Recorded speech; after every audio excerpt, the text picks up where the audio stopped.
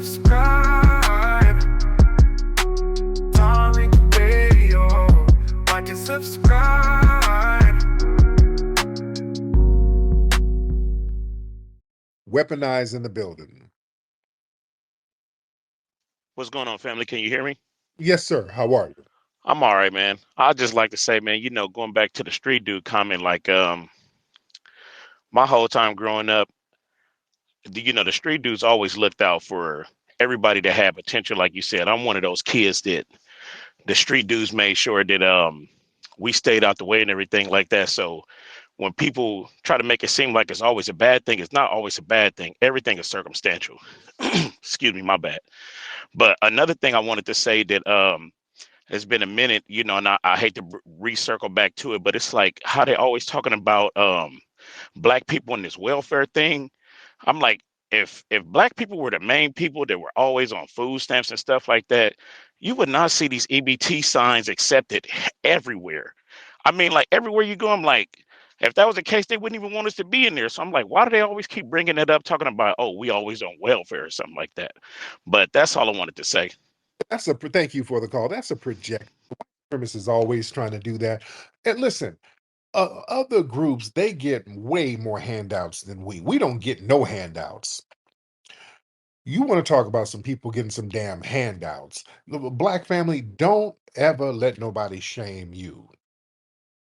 Don't let nobody shame you. Don't let the white supremacists shame you. Don't let the damn tethers shame you.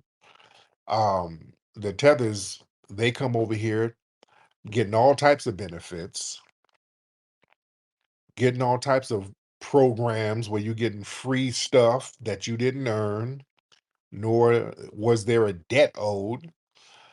Man, look, these immigrants come over here doing God knows what back in their homelands. They got child support, they ain't taking care of their kids, they got criminal records, bad credit. Let me tell you something. You come across this border, you get a brand new ID, you get a brand new social security card, and understand when you get a new social security number, that means you got a fresh new line of credit. That goes over everybody's damn heads. So you come over here and you get your whole background swiped clean. So now you 35, 40 years old with a whole new line of credit, you can just start over. Bam, you go out here and get loans and houses, and you get all types of stuff with this fresh new credit that we as foundational Black Americans, we don't have that. We got to deal with all the debt that's been accrued over the years based on the systematic racism and deprivation that has been depriving us so long. We can't pay certain things on time. We get college debt we can't really pay off like that. So we're stuck with the damn debt that we've accumulated over the years. We don't get to run across the border and have the shit wiped clean. You understand? So people, they get all types of benefits and goodies, and white people too. They've gotten all types of handouts from the Homestead Act, from the white unions that were recognized and honored and allowed to monopolize certain jobs and industries that they still do on the low. They would get these home loans with just pennies on the dollar where they can get home and land, those GI bills that created the modern suburbs and the modern white middle class that we didn't have access to, we couldn't get based on race. These people get all types of handouts. And then when it comes to welfare, white people get the most welfare with raw numbers and per capita because they try to play the per capita game. Don't let them play that. Because what they'll try to say, well, yeah, it's going to be more whites on welfare because there's more white people, dude. You don't understand per capita. Per capita, well, damn it. Well, I hit you with the per capita. Per capita, the biggest welfare area in the country is a white enclave in Kentucky called Owsley County.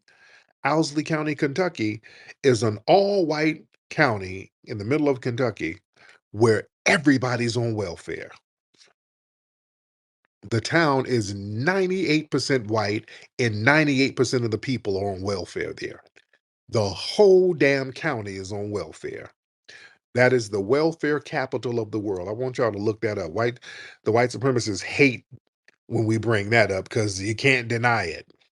Don't let them run that welfare talk on you. And plus, welfare was created for white women during the FDR, because white men were working in them coal mines. They were dying off, and the white women would be widowed and they didn't have no money. So they created welfare for white women. Yeah. So don't let them run that welfare game on us. If anybody should get welfare, we deserve it. I wish I could get some damn welfare. And we need reparations. Let's get Robbie in here. Good man. How are you, sir? Doing pretty good. I can't complain. I just wanted to further build on what you were saying about, folks getting over just from my time here on this earth and what I've seen in terms of double dipping. You got Hispanics that'll come over here that will be drug mules, that'll be quote unquote the migrants that they'll go to some of these farms and some of these places, and the white supremacists will be the middleman. So when they come talking about they're going to close down the border and they're going to do this and that, the third, I really don't see them really being as serious as they claim, because you got all these white supremacists that are double dipping, and then they allow these people to set up businesses, use food stamps to basically subsidize the businesses so they can go to meat markets and all of that. So we're out here really getting it out the soil, getting it with our bootstraps, but people are able to double dip, and then they can really subsidize, their standard of living with, with the black market. But we get penalized, we get RICO charges, and we get the face, I'm saying, of everything that they try to debase about our community. I'll land my plane there. Oh, man, thank you so much. Let's try Brother McCall one more time. Brother Mc, Great minister of code. Can you hear me? we can hear you now, but go ahead, brother. Brother, please accept my apologies for the bad reception. What I want to applaud you with is a masterclass on nobility and beingness. I remember as a young boy, the great Isaac Hayes, I watched him give at least 500 autographs, pictures.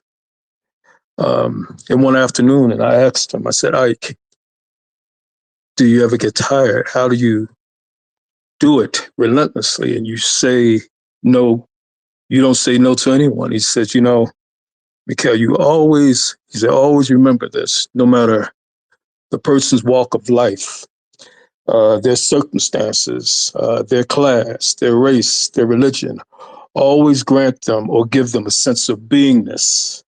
Make them feel as though they're the most important person in the world. In politics, they make the black man who have experienced unfortunate situations feel worthless. He goes to jail, and they say, okay, you go to jail, you get out, you can't do this, you can't do that, you can't have this, you can't have that. I worked with the Crips and Bloods and Freeway Ricky Ross and those types. Those are beautiful brothers, but I encouraged them to get involved in independent expenditures. I put them in places or make sure they had access to situations that they wouldn't ordinarily have access to, because the people who were in those places were judging them, were looking down on them, were considering them useless, you understand? And when you do that in politics, essentially what you're saying is these people who are dealing with these situations, your family members, your brothers, your sisters, are pointless in society. You don't need them. So what you're doing is beautiful. Uplift the brothers and sisters who are dealing with those situations. We don't reinforce it, but we encourage them to be stronger, to focus on being purposeful and bringing things that are good to this planet. So I appreciate your nobility and I appreciate your wisdom there, brother, and love you and take good care of yourself. Man, I appreciate you, brother. Thank you so much. But yeah, man, the game, a lot of people, they try to, and I get where people are coming from. You'll wag the finger. People try to wag the finger at the street dudes or whatever, and then they wonder why certain people seem like they're being glorified. Just like when again, when LeBron James said, "Welcome home, Big Meech." Oh, how dare you? You're glorifying Big Meech. Oh, no, no, no, you're glorifying Big Meech. No, it's not really the drug dealing. It's the what people glorify about Meech is that how they were basically outlaws of the system.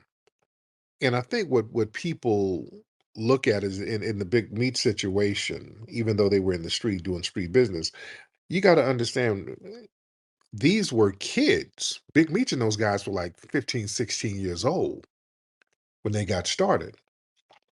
These were kids. These were very young dudes. They were still teenagers, and these guys end up sitting on like $300 million. You understand? So that's something that makes that raises antennas. That makes people perk up. They're like, damn. So they're kind of looking at it at their perspective, at that perspective. You see these young dudes getting it in like that. You know? So there's a there's an intelligence with that. No matter, hey, you can say good, bad, right, or wrong, looking at it from a moral standpoint. But if you got teenagers bringing in $300 million, okay, that's not no dumb dude. And if you look at old interviews of Meech when he's a teenager, if you put a business suit on him, this dude could run a Fortune 500 company. He's just in a t-shirt with braids and a chain, dropping some good game. You dig? He's dropping some good game. That's what it is. It's street business, but he's dropping good game. He's like, he did a video and it looked like a motivation video. He was like, yeah, me and my crew, we out here get money. We ain't trying to fuck on each other's hoes. We out here getting this bread. You know, that's my homie. My homie got bread. We all got paper out here, man. And if you are you watching that motivates you. Just the fact that he has confidence in what he's doing. So it's a lot of the aesthetics of how he was getting down. That's something that's appealing. Anytime somebody is confident in something, that's going to, no matter what they do, that's going to be appealing. And if they're successful at something, no matter what it is, if you do something and you're very successful at it, even if it's illegal, people are going to look at that and be somewhat inspired by the level of competence you have. You understand? That's kind of a human nature thing. That's why people they like the mafia movies. They don't ever wag their finger at the mafia. They say, "Oh yeah, it's bad, but whatever." But they kind of they look at the family structure of it.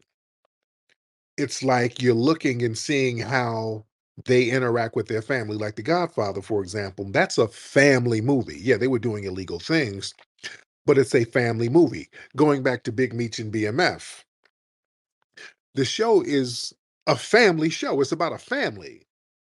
Okay, drug dealing is just incidental.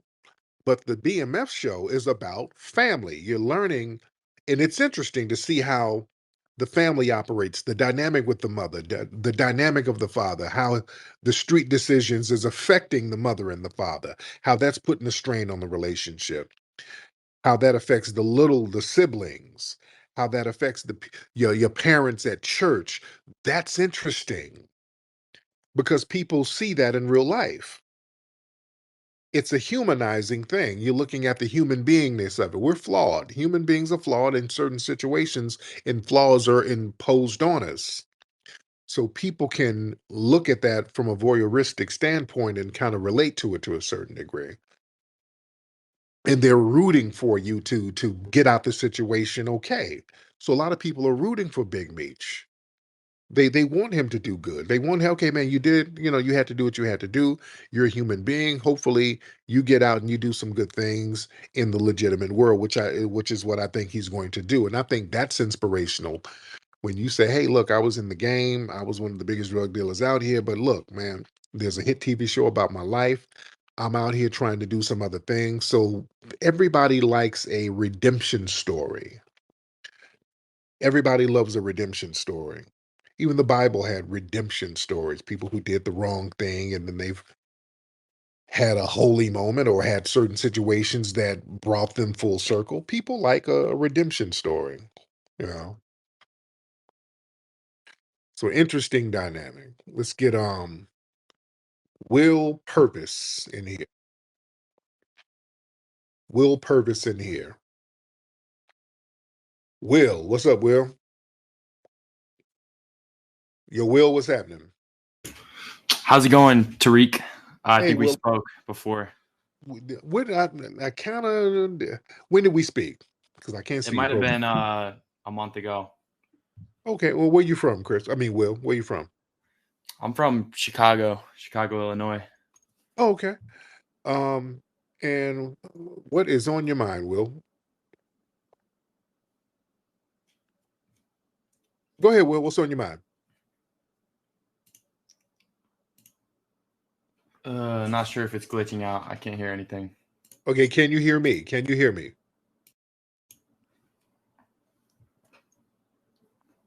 Okay, Will, can you hear me talk, Will? Okay, Will, I'm gonna have you come back up. I'll have you come back up, Will. I don't know what you're doing over there, but I have you come back up. All right, let's get some more folks in here. All right. Let me get more people in the building. Okay, Will, you want to try it again? All right, let's try it one more time, Will. Let's try it one more time, Will. Will, hop.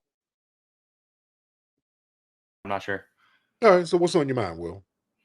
I don't even know, man. I just decided to join this, but yeah.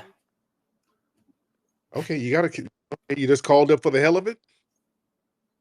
Wait, what do you normally talk about? Okay, well, thank you so much. Well, let me get some more people in here. I'm not okay. You're not just gonna call up confused and doing the white man shit. What's this all about? I see a lot of blacks. What are you guys planning? What are you doing? Yeah, they see all these black people in here. They see all these black faces. Oh, they just want to know. I don't know what's happening. I just want to know. What are you doing? Is this a Black Lives Matter meeting? What is this? Are you sharing some chitlin recipes? What is this? It's too many blacks and it's in the middle of the night. It's not normal. What's I need to know some names. What's this guy's name? Big Rich. Does Big Rich sell drugs? I heard some drugs. People were talking about drugs. What's that? What are you doing?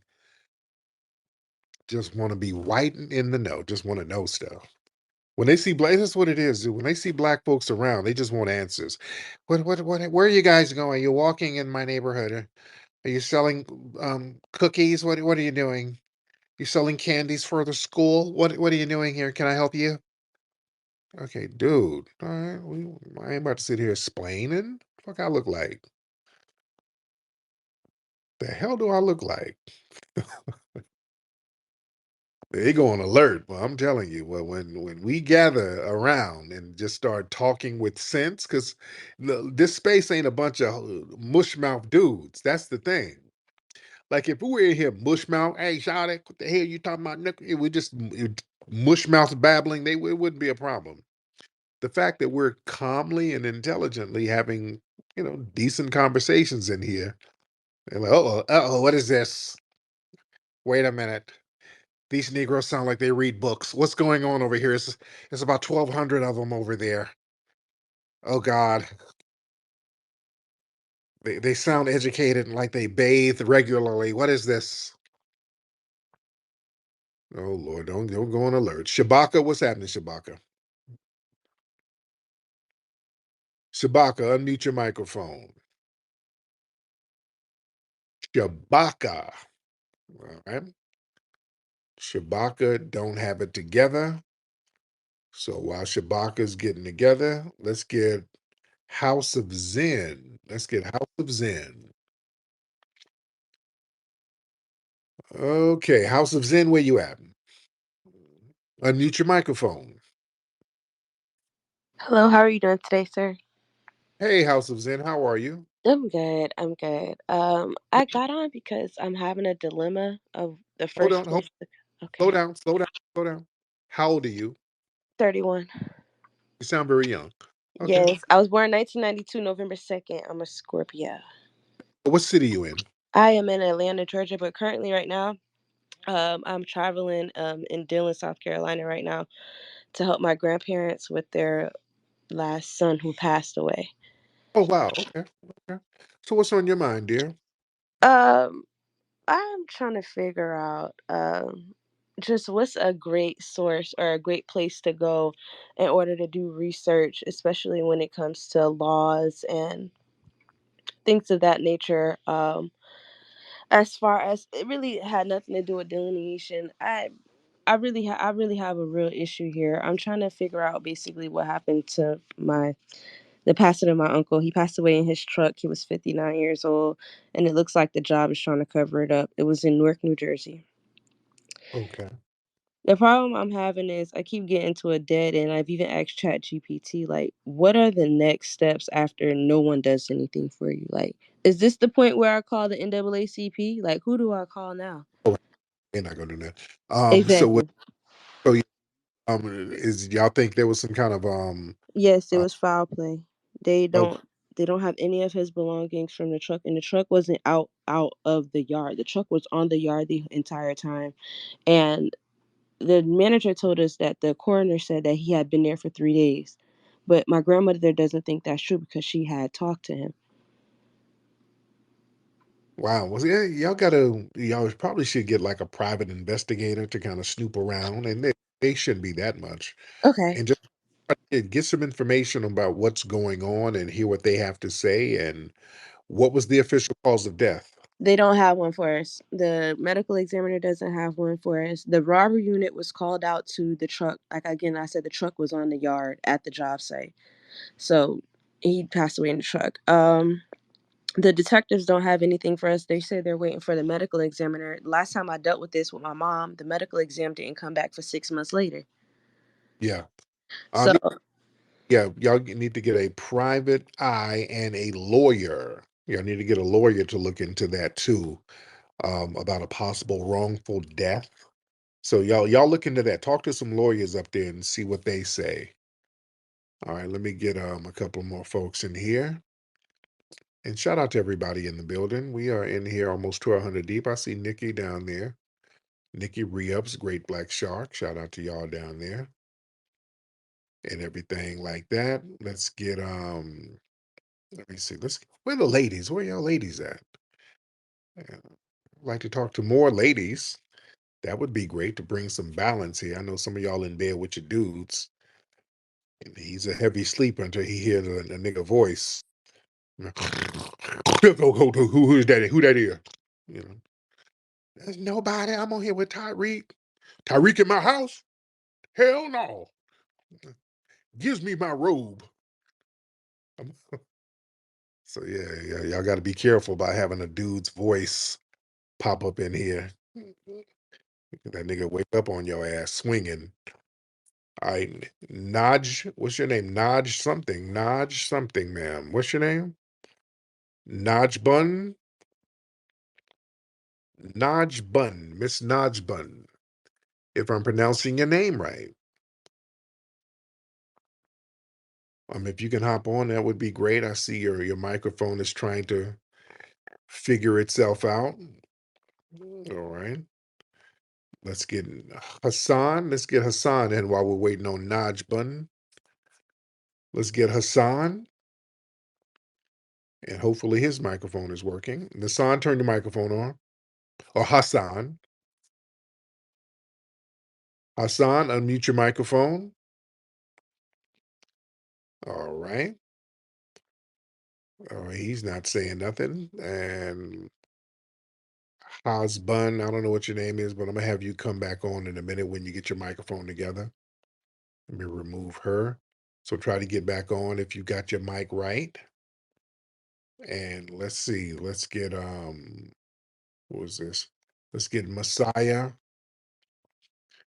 Messiah in the building. Let's get Messiah in the building. Messiah in the building. Can you hear me, Tariq? I can hear you. What's going on, fam? Shalom, brother. I'm proud of you and all my FBA people in the room and stuff like that. I just want to jump here quick fast to talk about like back in the days in the 90s and stuff. I grew up mid 80s and 90s, and hustling was just a thing that FBAs did just to survive. But we was positive. We didn't want to stay in the game like that. You know what I'm saying? And then on top of that, when it come down to us, they study us and they study us in a manner that like we are innovative people. We get it from the mud. We do what we need to do. And at the end of the day, you know what I'm saying? We still find a way out.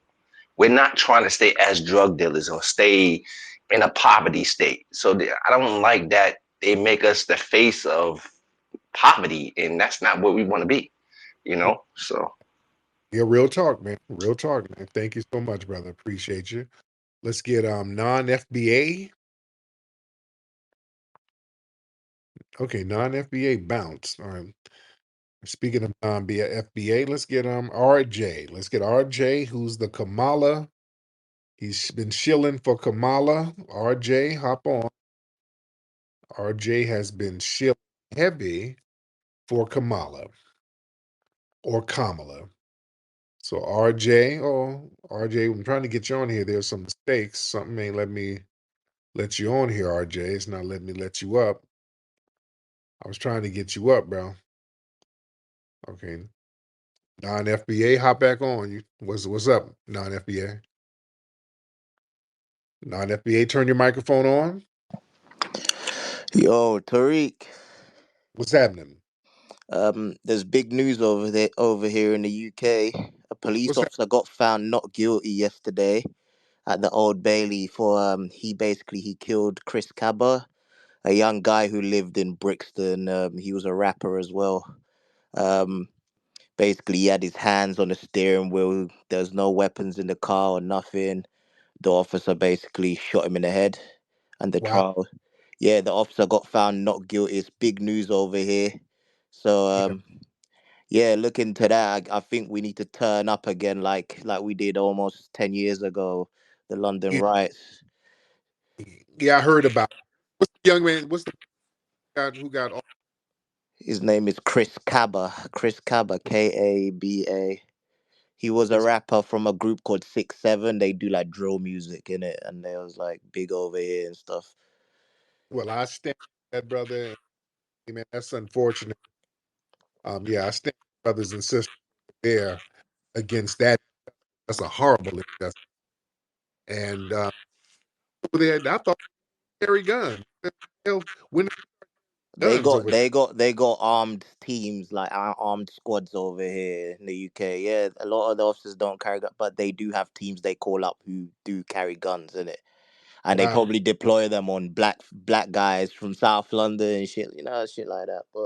Right. But like you were saying earlier, right? They sent a message by making the guy not guilty yesterday. You know what I mean? They had to make that guy not guilty. There's no way they was gonna say, "Oh yeah," you know what I mean? So Yeah, man. Oh yeah, business over there. Very unfortunate. Yeah, so the white supremacists, they trying these little tricks all around, man. They gotta check the temperature of white supremacy and see if they can get away with killing with impunity. So that's they're really trying to test the temperature of the community globally. So no, people gotta handle that. All right, let's get should we get one more? Should we get one more call in here? Because we are still in here deep. Should we get one more? Let's get one more. Let's get one more. Let's get positive vibes only. Positive vibes only. What's going on, positive vibes? Unmute your microphone, positive vibes. Unmute that microphone, positive vibes. All right, let me get positive vibes out of here. Let's get little low no. Let's get little low, little no, little low. What's up, little low? What's good, Flex? Can you hear me? Is my I, audio janky? yes, it is. What's going on? Um, I just want to first, not congratulate you, but thank you for showing us what a man can be. You be on Yes. this app, protecting you, your wife, and your kids and stuff like that. So I just Mhm. want to commend you for that. But Much. firstly, this Kamala thing, like her, I don't know if you saw her recent ad campaign about the balloon game. Yeah, That we talked earlier. Yeah. Yeah, I'm sorry I didn't hear that, but that's mad corny. All right. I want to get some sisters on here, but it is what it is. I'll see what's up with y'all asses tomorrow. Let me get up out of here, man. Y'all go to hiddenhistorymuseum.com. Hiddenhistorymuseum.com. Give a contribution to the Hidden History Museum. hiddenhistorymuseum.com, and then go to rootworkstyle.com to get that Rootwork deodorant. I'm up out of here. Papi Akute, Lola Vube to the family. Peace. Hi, I'm Mateo. Do you want to learn about Hidden Heroes? Hidden Heroes from A to Z is a cool book that tells the stories of amazing black heroes you might not know about. You'll meet inventors, you'll meet explorers, and leaders who change the world. It's fun, inspiring, and you can learn so much. Get your copy now at hiddenhistorymuseum.com. Let's discover our hidden heroes together.